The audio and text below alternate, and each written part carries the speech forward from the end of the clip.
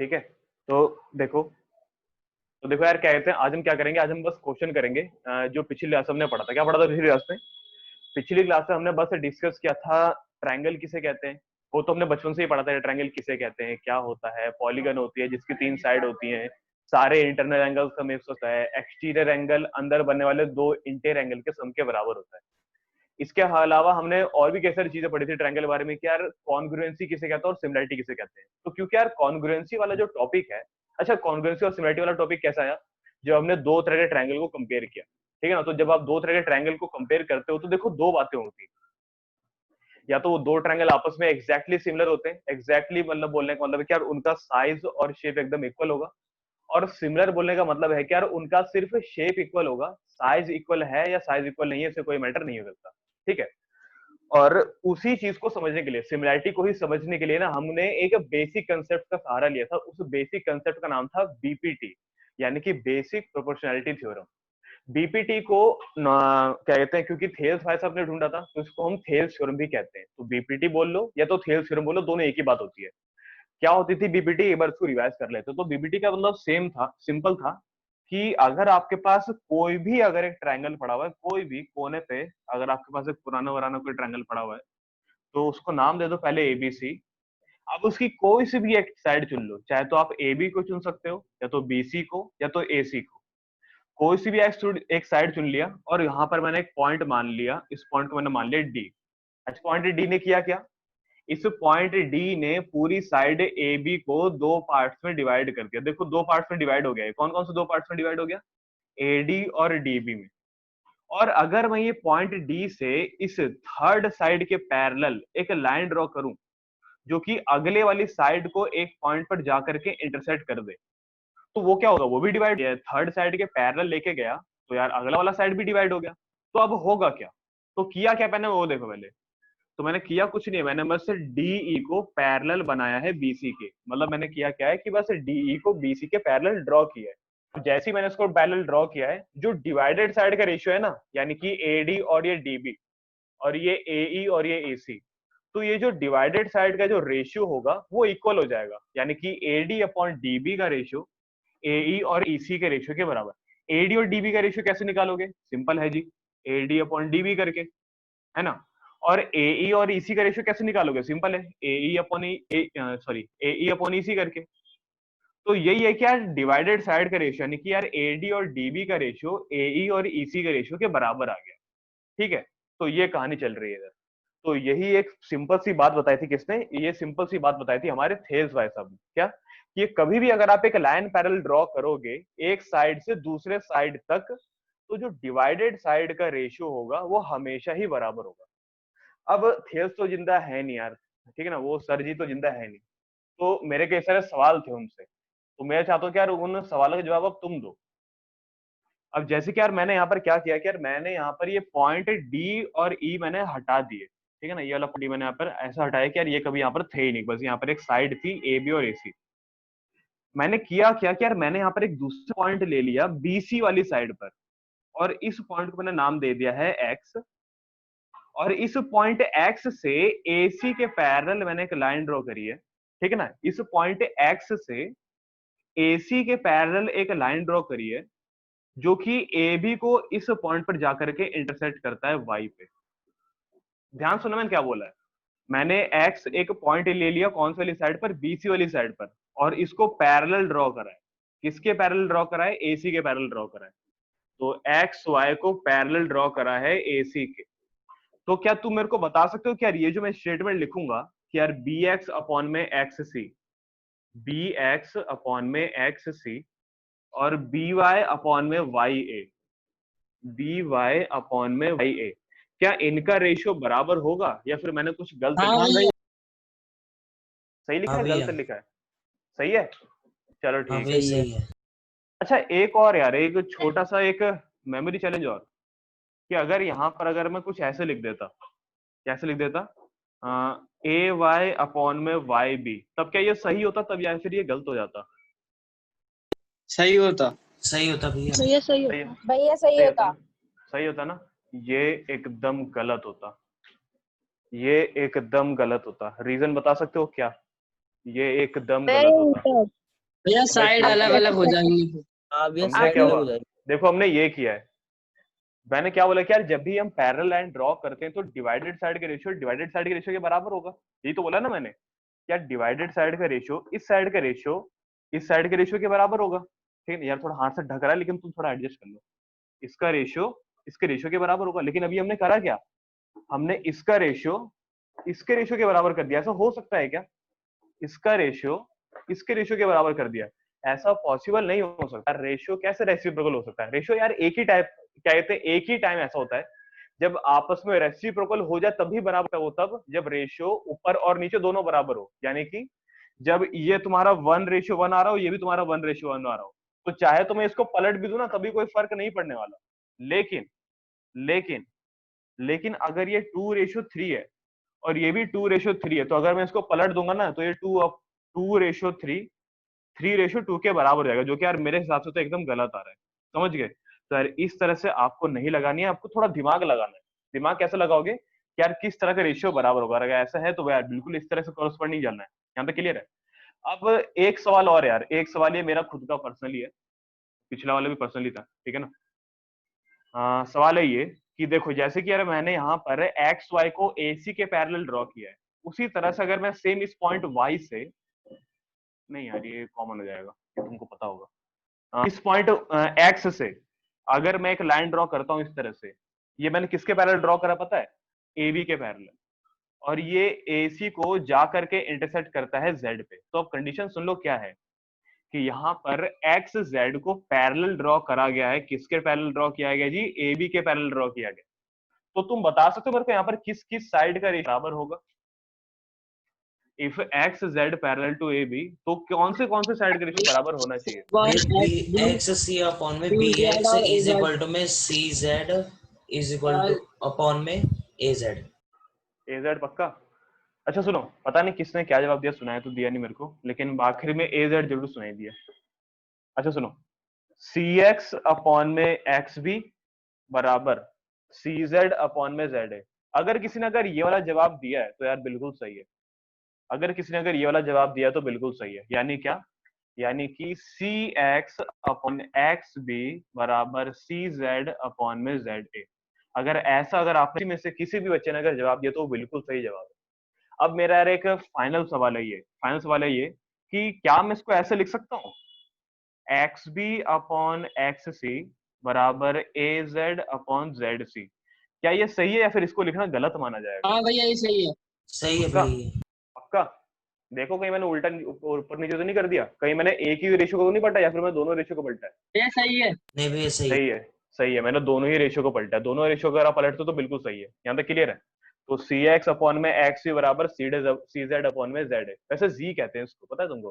ठीक है ना, CZ अपॉन में ZA, ऐसा कुछ कहते हैं अंग्रेजी में, तो यही कहते हैं। ठीक है ना, फिलहाल हमको Z सिखाएगा तो हम ZD के सहारा लेंगे, हाँ भैया जी बोलते हैं, मैंने भी इस स्कूल में आके सीखा। है ना।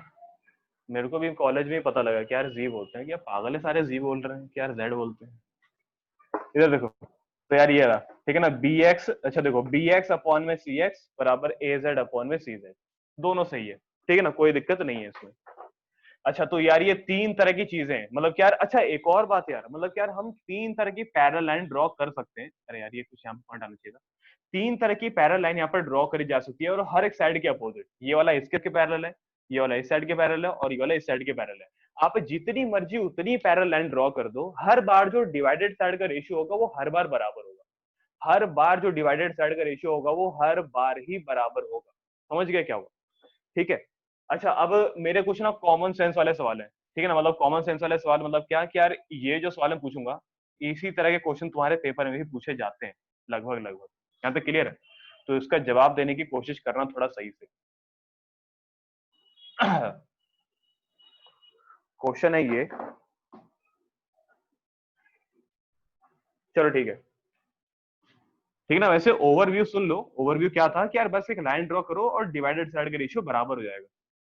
अच्छा ये है पॉइंट ए, ये है पॉइंट बी और ये है पॉइंट सी। देखो यार ये ना एक सवाल है, ठीक है ना, तुम्हारे थ्योरम से ही निकला हुआ एक सवाल है।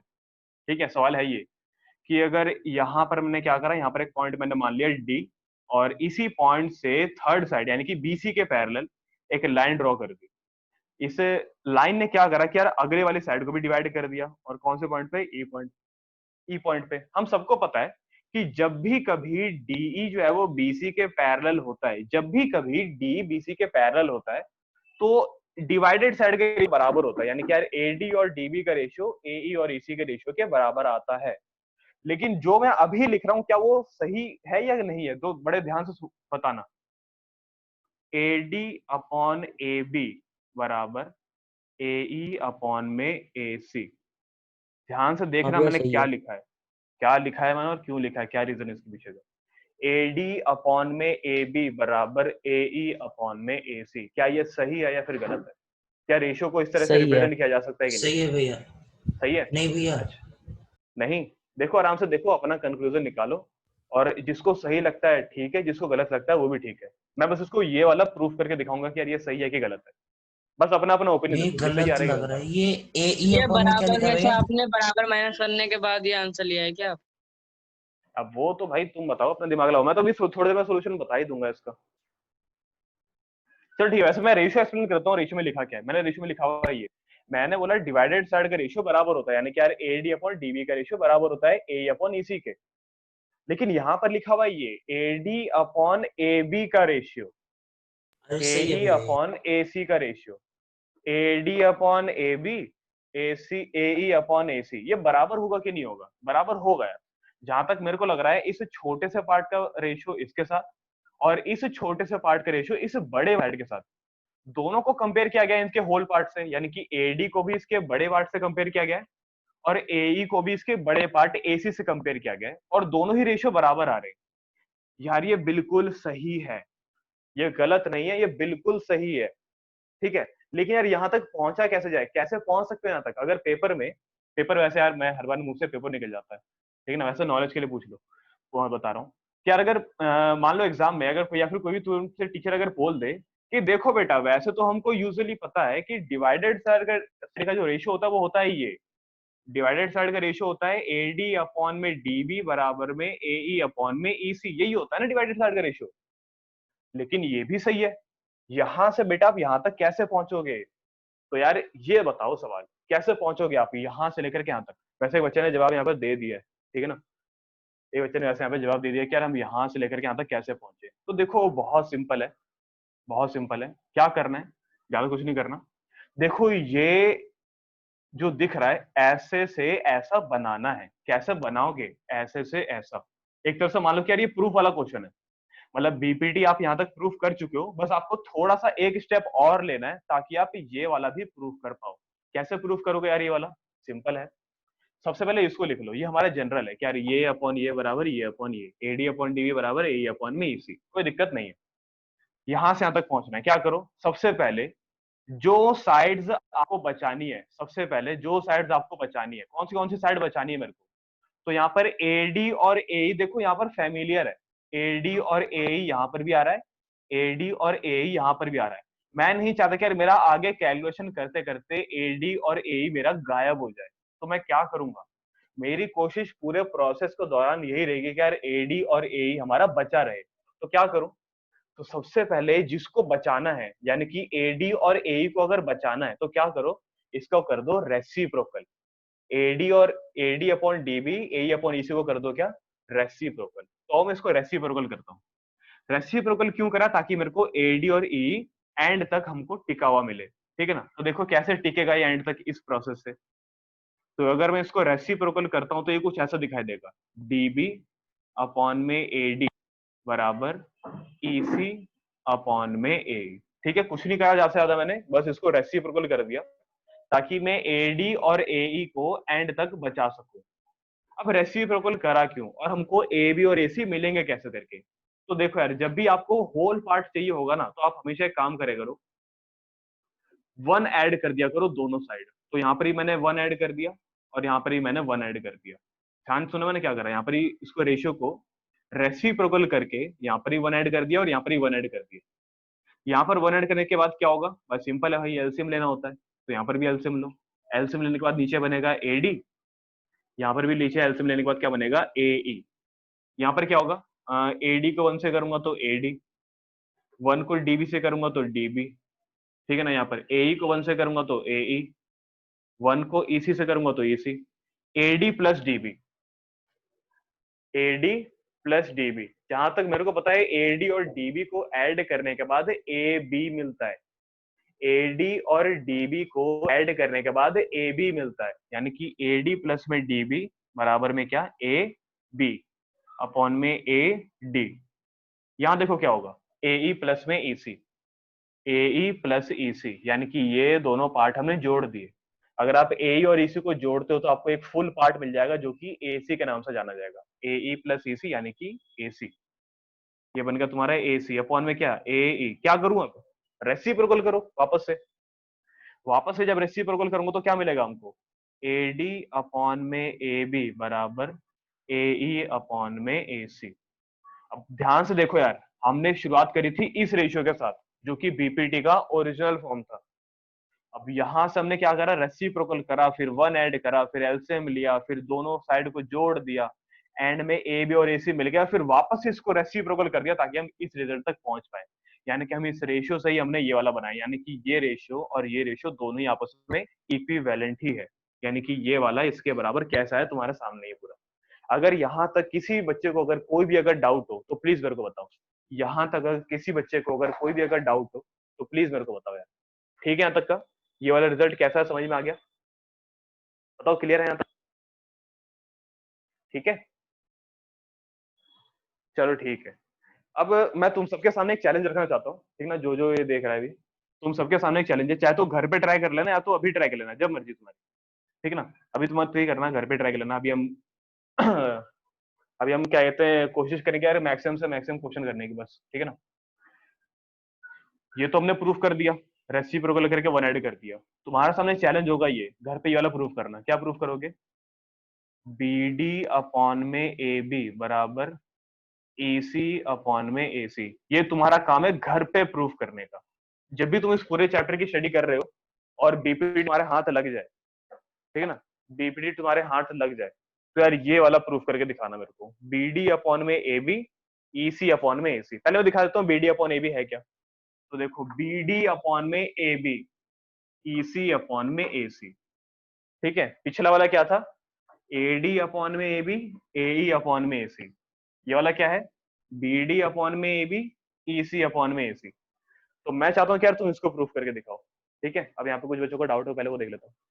फर्स्ट स्टेप में बिना रेसिप्रोकल के नहीं कर सकते यार। फर्स्ट स्टेप में अगर मैं बिना रेसिप्रोकल के करता ना, फर्स्ट स्टेप में अगर मैं बिना रेसिप्रोकल के अगर अगर मैं दोनों तरफ अगर 1 ऐड कर देता तो मेरे को ना कभी भी AD और AE नहीं मिलता। और ना तुम खुद ही देखो ना, मैंने अगर बिना क्या कहते हैं, यहाँ पर मैंने रेसिप्रोकल कर दिया, रेसिप्रोकल करने के बाद ऊपर DB और EC आ गया, ऊपर आ गया DB और यहाँ पर ऊपर आ गया EC। एंड में DB और AC दोनों ही गायब हो गए। एंड में DB और EC देखो दोनों ही, दोनों के नाम निशान नहीं है। क्यों नहीं है दोनों का नामो निशान, इस रीजन से क्योंकि यार DB जाकर के ऐड हो गया AD से एल्सियम लेते वक्त, और DB और AD आपस में जब मर्ज हो गए, जुड़ गए, तो AB बना दिया उन्होंने। EC ऐड हो गया जाकर के AE से, जब दोनों आपस में जुड़ गए, मर्ज हो गए, तो उन्होंने AC बना लिया। तो यहां पर दिक्कत हो गई कि यार DB और EC गायब हो गया एंड तक, लेकिन एंड तक टिका कौन रहा, एंड तक वही टिका रहा जो कि नीचे बैठा था, AD और AE। यानी कि जिसको बचाना है उसको डिनोमिनेटर में ले आओ, समझ गए, जिसको बचाना है उसको डिनोमिनेटर में ले आओ। इसके साथ भी तुम ऐसे ही करना, थोड़ा बहुत ट्रिक लगाना, आराम से समझ में आ जाएगा। बताओ ट्राई करोगे कि नहीं करोगे? पक्का ट्राई कर, मेरे ख्याल से जो बच्चा ट्राई करेगा यार वो पक्का इसको कहते हैं अचीव कर लेगा। बताओ समझ में आया वाला? कोई डाउट तो पूछ सकते हो। कर पाओगे? बताओ ये लास्ट वाला कर पाओगे घर पे, लास्ट वाला? हाँ भैया कर लेंगे, इसकी तो नहीं है। हाँ, ट्राई करना जरूरी यार, ठीक है ना। हमेशा एक बात याद रखना, जिसको बचाना है उसको नीचे लाना है। AD और AE को बचाया कैसे करके, नीचे लेकर के आया। उसी तरह से BD और EC को कैसे बचाओगे, दिमाग लगाना अपने आप घर पे बैठ कर। पता पम्मी समझ में आएगा? एक बार दोबारा एक्सप्लेन करूं ये वाला, ठीक है? चल सही है, तो ठीक है ना। तो भाई ये था तुम्हारा बीपीटी। अच्छा हाँ, एक और बात यार, ये जो हमने प्रूफ करे ना ये वाले, इसे हम कहते हैं कोरोलरी। कोरोलरी का मतलब पता है क्या होता है? कोरोलरी का मतलब होता है रिजल्ट से निकला हुआ रिजल्ट। समझे? मतलब क्या, अगर हम थ्योरम क्या होती है, थ्योरम एक तरह की एक प्रूवन स्टेटमेंट होती है। किसी तरह के स्टेटमेंट को प्रूफ करके हम एक पर्टिकुलर स्टेटमेंट तक पहुंच जाते हैं। जब उस पर्टिकुलर स्टेटमेंट से 2-3 रिजल्ट और निकाल लेते हैं ना, तो वही कहलाती है हमारी कोरोलरी। यहाँ तक क्लियर है? हमारा स्टेटमेंट देखो यहीं तक था, जो हमने बीपीटी प्रूव करी थी, थेल्स थ्योरम हमने जो प्रूव किया था वो यहीं तक था। लेकिन यार यहां से हमने ये वाला रिजल्ट निकाल लिया, यानी कि इसको हम कहेंगे कोरोलरी। क्यों? क्योंकि ये रिजल्ट से भी निकला हुआ एक रिजल्ट है, समझे? ये वाला यहीं से निकलेगा, मतलब ये भी रिजल्ट से निकला हुआ ही रिजल्ट होगा। समझ गए कि नहीं समझ गए? पक्का ट्राई करना है इसको, ठीक है? अब ठीक है ना, कुछ क्या कहते हैं, थोड़े थोड़े से क्वेश्चन है, कहीं भी भेज दे मानसी, कहीं पर भी भेज दे।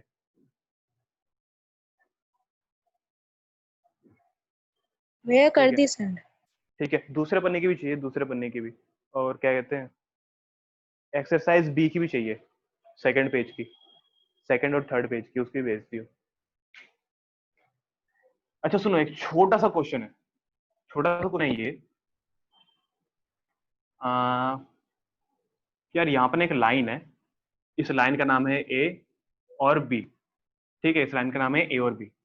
इस लाइन ए बी को इस्तेमाल करके ऊपर मैंने क्या बना दिया, एक ट्रायंगल बना दिया, और नीचे भी क्या किया, नीचे भी मैंने ट्रायंगल ही बना दिया। ऊपर भी मैंने ट्रायंगल बनाया, नीचे भी मैंने ट्रायंगल बनाया, ठीक है? ऊपर तो दिख ही नहीं रहा होगा आधा, ये रहा, आप दिख रहा होगा पक्का।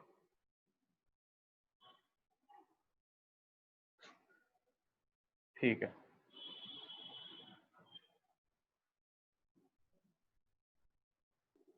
ठीक है, तो ये पहले मेरे पास एक लाइन थी ए बी, मैंने क्या करा, ए बी वाली लाइन का इस्तेमाल करके ऊपर भी मैंने ट्रायंगल बना दिया, नीचे भी मैंने ट्रायंगल बनाया, ऊपर भी ट्रायंगल बन रहा है, नीचे भी ट्रायंगल बन रहा है। इस पॉइंट को मैंने नाम दे दिया सी, यानी कि ऊपर वाला जो ट्रायंगल बन रहा है उसका नाम है ए बी सी। इस पॉइंट को मैंने नाम दे दिया है, ओ सॉरी, डी, यानी कि नीचे जो ट्रायंगल बन रहा है उसका नाम है A B D, A B C, A B D. अब ए बी के बिल्कुल मतलब कहीं भी, ए बी के कहीं पर भी, ठीक है ना, बीच में कहीं पर भी एक पॉइंट है, इस पॉइंट का नाम है एम। ए बी के कहीं पर भी एक पॉइंट है, उस पॉइंट का नाम क्या है, एम, ठीक है? अच्छा, ये पॉइंट एम कर क्या रहा है? ज्यादा कुछ नहीं आ रही, इस पॉइंट एम से सीबी के पैरेलल, ध्यान से सुनना, ठीक है? इस पॉइंट से सीबी के पैरेलल एक लाइन ड्रॉ करी गई है, ठीक है ना? पॉइंट एम से सीबी के पैरेलल एक लाइन ड्रॉ करी गई है, जो कि इसको इंटरसेक्ट कर रहा है एक्स पे, और point same to same M से ही बीडी के पैरेलल भी एक लाइन ड्रॉ करी गई है, जो कि इंटरसेक्ट कर रहा है इसको वाई पे। तो एम से एक पॉइंट लाइन ड्रॉ करी गई है एसी के ऊपर, सीबी के पैरेलल, और सेम पॉइंट एम से एक लाइन ड्रॉ करी गई है पैरेलल एम वाई, जो कि बीडी के पैरेलल है। अब जो जो गिवन है पहले मैं वो लिख देता हूं। इफ क्या क्या है इफ के अंदर, if M X, if M X is parallel to B C and M Y is parallel to B D, M X is parallel to B C, देखो जिसको बी सी नहीं दिख रहा अब दिख जाएगा, M X is parallel to B and M Y is parallel to B D, ठीक है ना? M X C B, M X और बी सी, एम वाई और बी डी, ये दोनों ही आपस में पैरेलल हैं। तो आपको क्या प्रूफ करना है? देन प्रूव दैट,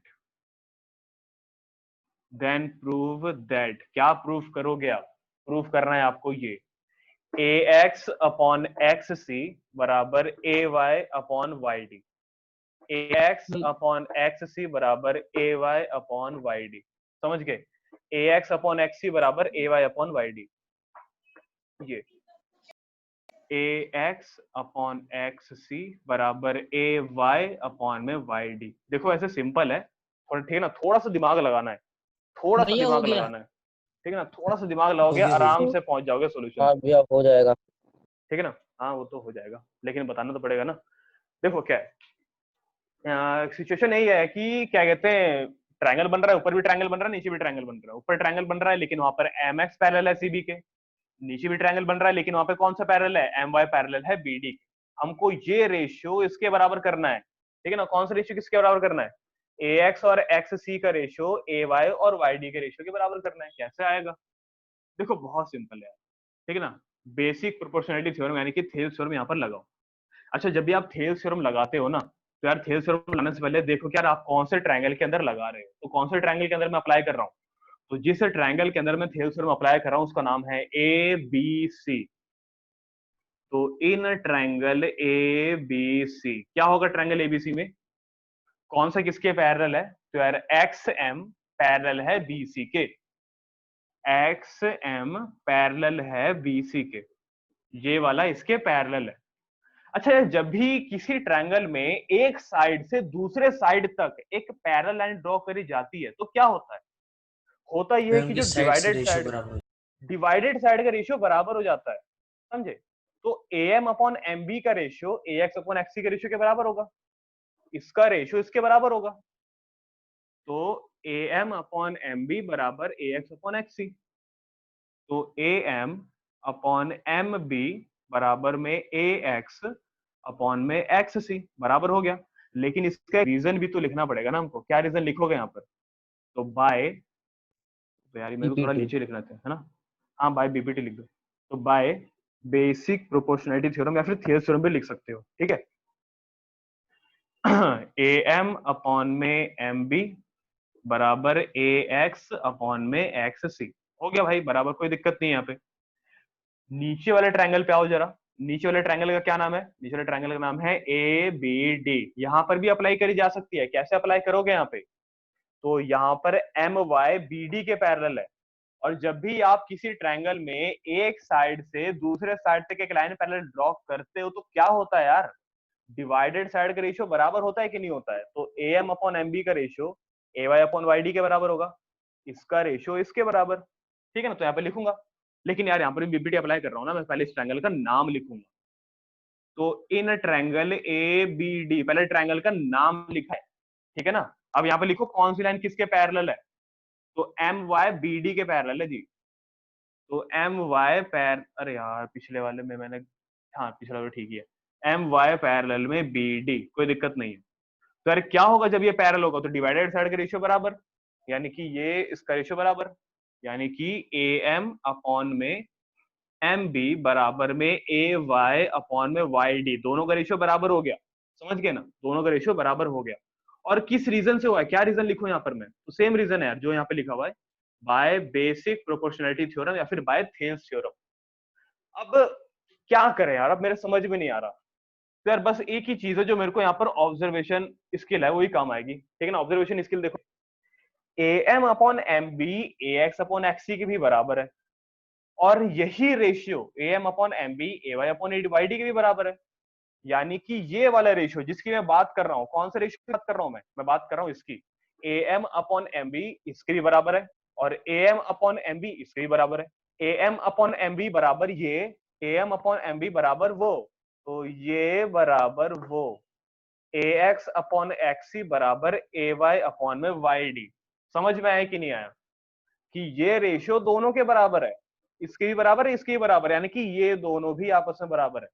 यानी कि ये वाला, ठीक है ना? क्या लिखोगे यहाँ पर?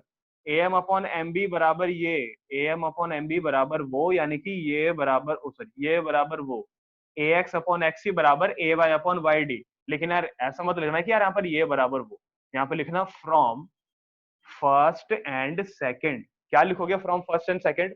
सिंपल है कि ए एक्स अपॉन एक्स सी बराबर में ए वाई अपॉन में वाई डी, खत्म, हैंस प्रूव्ड।